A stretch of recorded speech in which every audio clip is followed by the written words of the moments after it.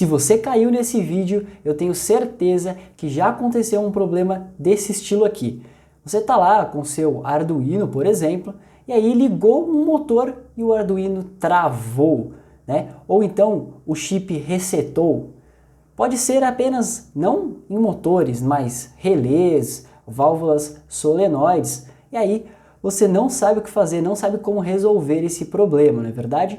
Então nesse vídeo, fica até o final que eu vou te passar várias dicas bem importantes que você deve seguir em todo projeto que utiliza microcontroladores. Os indutores possuem um fenômeno físico, tensão de pico quando a gente liga, tensão reversa quando a gente desliga essas cargas, tá?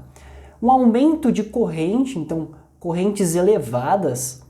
As cargas indutivas, elas têm essa característica e isso é físico, é da lei física, tá? Não dá pra gente evitar isso. O que a gente pode é contornar e diminuir estes problemas, né? O campo eletromagnético gerado ali, dependendo se ele está muito perto do seu circuito de controle, pode acontecer sim problemas. Então, no geral, cargas indutivas são fontes de ruídos para os seus microcontroladores e circuitos digitais diversos. Também pode acontecer da sua fonte de alimentação estar provocando ruídos no seu circuito de controle.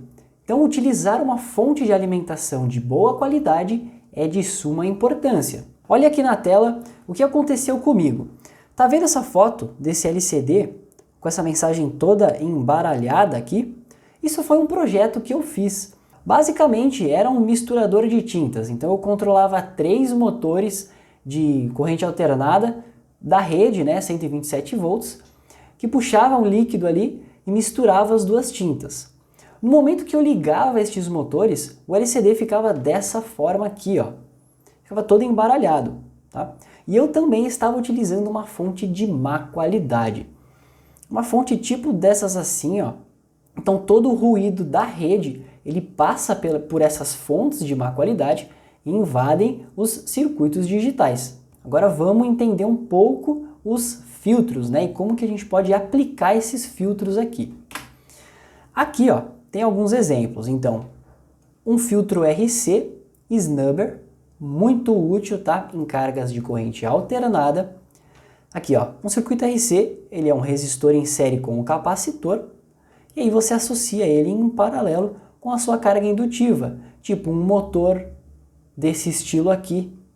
Ó, peguei aqui para você ver esse motor, ó.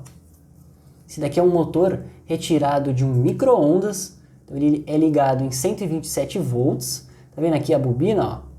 Então, basicamente a gente aplica 127 volts aqui, ó, vai induzir um campo eletromagnético nesse rotor e vai girar o eixo do motor, tá? E esse motor provoca muito ruído, beleza? Muito ruído de verdade.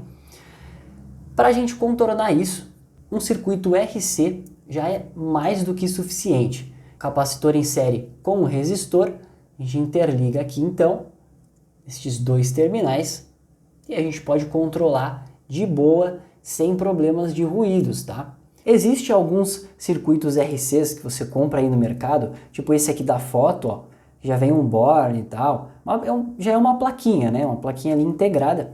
Esse tipo tem um varistor também. Esse varistor em paralelo é útil para proteger contra picos de tensão. Assim, o varistor, quando ele recebe ali em paralelo uma tensão alta, ele tende a diminuir ali a sua resistência, tá? Dessa forma, ele basicamente fecha um curto entre ele mesmo, tá? Entre aspas. Então, ele amortece ali aquele nível de tensão, aquele pico de tensão alto sobre ele mesmo. Então, para cargas indutivas em corrente alternada, colocar um varistor também é bem útil. Então, motores, contatores, tá? Relés industriais. Varistor em conjunto com um circuito RC já resolve a maioria dos problemas. Para cargas em corrente contínua, tipo motores DC, relés e válvulas solenoides, é muito útil você utilizar um diodo de roda livre e um capacitor. Então, ó, você pode ver aqui nesse projeto do lado, né, nesse circuito aqui do lado, nesse terminal é 12 volts, depois o outro terminal aqui, o MA, é o que sobrou do motor.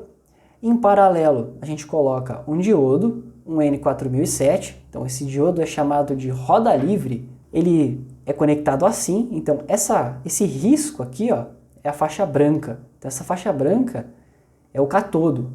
O catodo, ele vai para o positivo, e o anodo aqui, ó, ele vai para o outro terminal do motor, tipo, ele iria aqui para o negativo, né? Ele iria para o ground aqui na Terra. Dessa forma, aqui ele não conduz, tá? Dessa forma ele não vai conduzir, ele está ao contrário. Só que, quando a gente desliga esse motor, esse relé, essa válvula solenoide, acontece um pico de tensão reversa. E esse sentido de tensão reversa seria a corrente mesmo circulando para o outro lado. Então, dessa forma, o diodo vai conduzir essa corrente e vai amenizar esses picos de tensão. E é muito útil também colocar um capacitor típico de 100 nanofarad em paralelo com o diodo, tá? Dessa forma, o capacitor elimina alguns ruídos de alta frequência. Então, estes ruídos também podem atrapalhar nos seus projetos com microcontroladores. Então, resumão aqui, cargas alternada, né, de corrente alternada, coloca então snubber, circuitos RCs e varistores. Cargas de corrente contínua, coloque diodos e capacitores. Pronto, seguindo essa dica, eu tenho certeza que o seu projeto não vai sofrer mais com ruídos. Um dos problemas clássicos de todo iniciante que começa a desenvolver projetos com microcontroladores é utilizar o mesmo nível de tensão para tudo. Ah, eu estou alimentando a minha placa com 5 volts, então eu vou comprar um relé de 5 volts, eu vou ligar esse relé ali na saída do regulador da própria placa do Arduino e vai funcionar tudo certo. Não, pelo contrário, vai estar tudo errado. Não é assim que faz.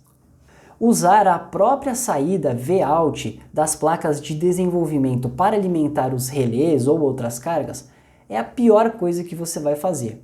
Por quê? Os reguladores internos aqui de tensão dessas placas, eles não suportam uma corrente elevada e principalmente picos de tensão reversa.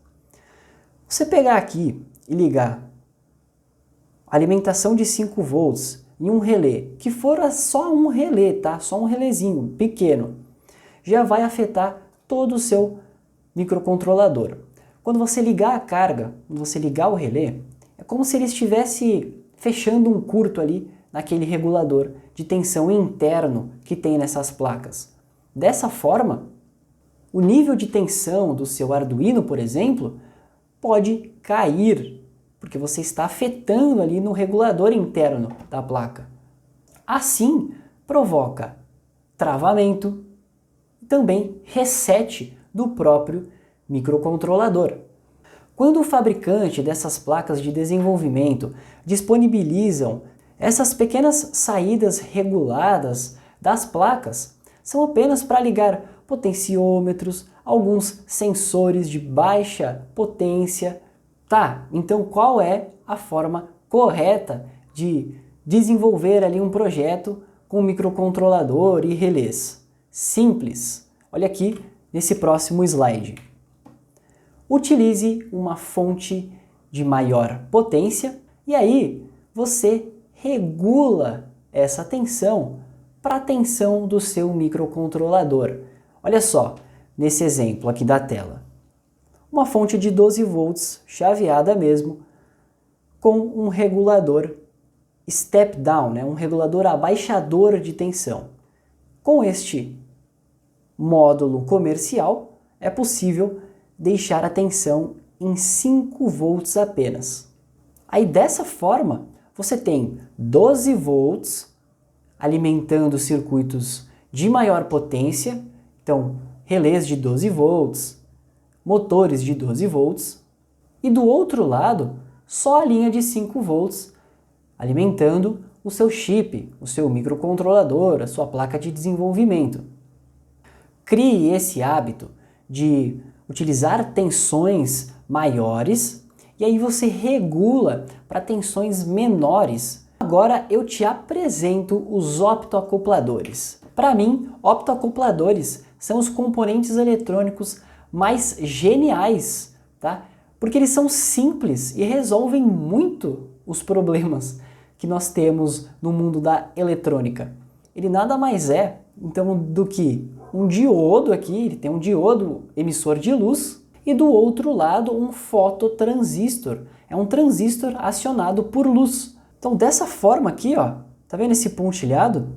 Não tem contato elétrico aqui. E qual é o ruído que vai passar aqui? Nenhum, né? Nenhum, porque é só luz. Então, os optoacopladores são extremamente úteis quando você precisa isolar de verdade um circuito do outro. Mas eu também vejo aí muitas pessoas utilizando optoacopladores de forma errada. Sim, usam errado. Por quê? Eles utilizam apenas uma fonte, tá? E não se deve fazer isso, tá bom? Optoacopladores só são úteis quando você utiliza duas fontes. Desse lado do pontilhado, desse lado esquerdo aqui do vídeo, eu tenho as tensões de controle, tipo 3.3 e 5 volts. Olha só, aqui eu tenho PC1, então ponto de controle, pino de controle, tá? Por exemplo, eu aplico 5 volts aqui e ligo o diodo emissor de luz. Só que olha aqui, é um ground separado, né? É um ponto de negativo aqui, o terra, ground, diferente do outro terra que está aqui, ó, do outro lado. Eu vejo muita gente emendando esses dois grounds aqui, ó. As pessoas vão, simplesmente conectam esses dois aqui e pronto, inutilizam a função do optoacoplador. Por quê? Os ruídos trafegam pelo ground também, entendeu? Toda a corrente passa pelo ground. Então, use, por favor, duas fontes diferentes ao utilizar optoacopladores. De um lado, a fonte de baixa potência, aí uma fonte de 5 volts, então vindo um sinal de um microcontrolador até 3.3 volts. E do outro lado aqui, ó, no fototransistor, utilize uma tensão de uma fonte diferente. Então, o terra aqui tem que ser diferente, ó. Repare aqui na simbologia, é outro terra, tá? 12 volts de um lado, 5 volts do outro. Dessa forma, você não vai ter problemas de ruído. E aqui é a foto de um módulo vendido na internet, um módulo aqui de 4 canais com optoacopladores. Você pode comprar e isolar os sinais ali de algum projeto que você esteja fazendo. Em alguns casos bem específicos, tipo casos industriais mesmo, ali em automações industriais, que a rede é muito ruidosa devido a motores trifásicos e equipamentos de alta potência, é necessário fazer isso aqui, ó, utilizar um transformador isolador. Então é um transformador de 1 para 1. Entra 220 volts, por exemplo, e sai 220 volts. Aí você fala, poxa, mas nem aumentou, nem diminuiu a tensão. Exatamente, essa é a função dele, apenas isolar. Os enrolamentos das bobinas dos transformadores, eles são isolados, tá? Eles são isolados, não tem conexão nenhuma elétrica ali, é apenas campo eletromagnético. Então, isolando isso, já elimina um monte de ruído da rede. Então eu já vi casos industriais que precisou utilizar um transformador isolador, transformador 1 para 1, para alimentar um CLP, porque a rede estava provocando problemas no CLP, tá? Porque estava com muito ruído ali. E só conseguiram eliminar o ruído colocando um transformador 1 para 1. Até mesmo alguns dispositivos de bancada, tipo um osciloscópio, é muito útil utilizar um transformador 1 para 1. Então preste atenção, cargas indutivas ligadas na rede, tipo 127 volts, 220 volts. Ó, esses motores aqui, tá vendo? Esse estilo aqui de motor, tá vendo aqui? 2 terminais, tá? Ó, 2 terminais. Como que a gente vai ligar um circuito RC aqui? Muito simples. Pega o capacitor, pega o resistor e pega o varistor. Ó, eles são assim. Vamos fazer o circuito aqui rapidão. Varistor.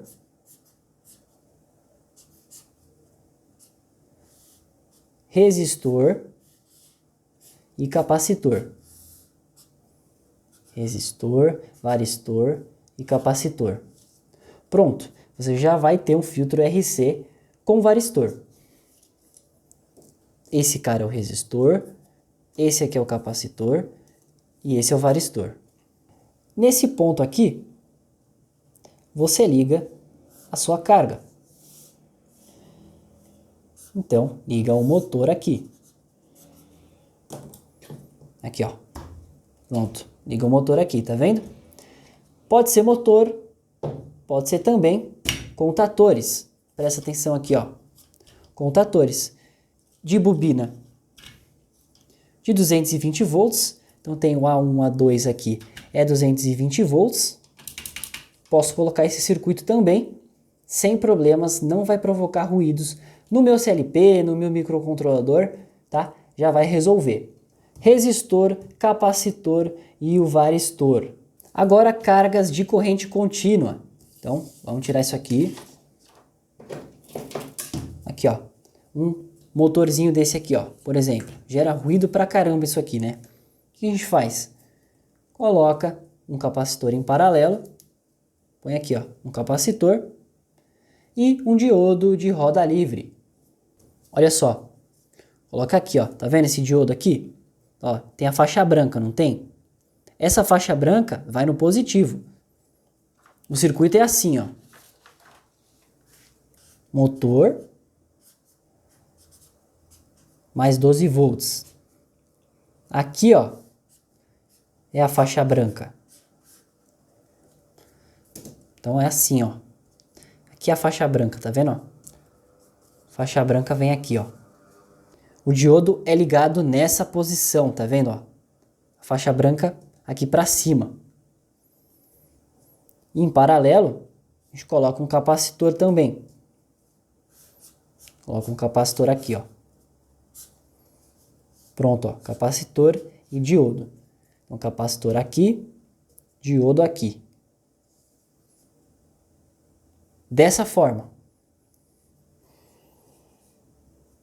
Claro, não precisa ser um capacitor de poliéster desse estilo aqui. Pode ser um menor. Esses aqui assim, ó.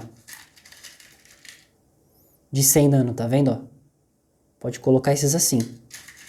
Pode ser poliéster, pode ser cerâmico. Pode ser de metal filme. Ó. Tá vendo? Só colocar aí. E também não precisa um diodo desse tamanho, né? Pode ser um diodo de menor potência. Tá, mas é só motores? Não. Você pode ligar também solenoides, né? Válvulas solenoides. Olha um exemplo aqui de válvula. Essa daqui é de 12 volts. Então, ligou 12 volts aqui, vai induzir um campo eletromagnético e vai puxar o êmbolo aqui, né? Êmbolo? Acho que é isso o nome. Vai abrir a passagem aqui da água ou fechar, né? Dependendo. Tá? Então aqui no lugar de motor você pode colocar também uma válvula solenoide dessa daqui assim, ó. Tá bom? Corrente contínua. Esse estilo aqui já resolve. Corrente alternada.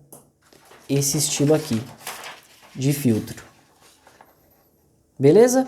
É isso aí, espero que você tenha gostado. Até a próxima aula!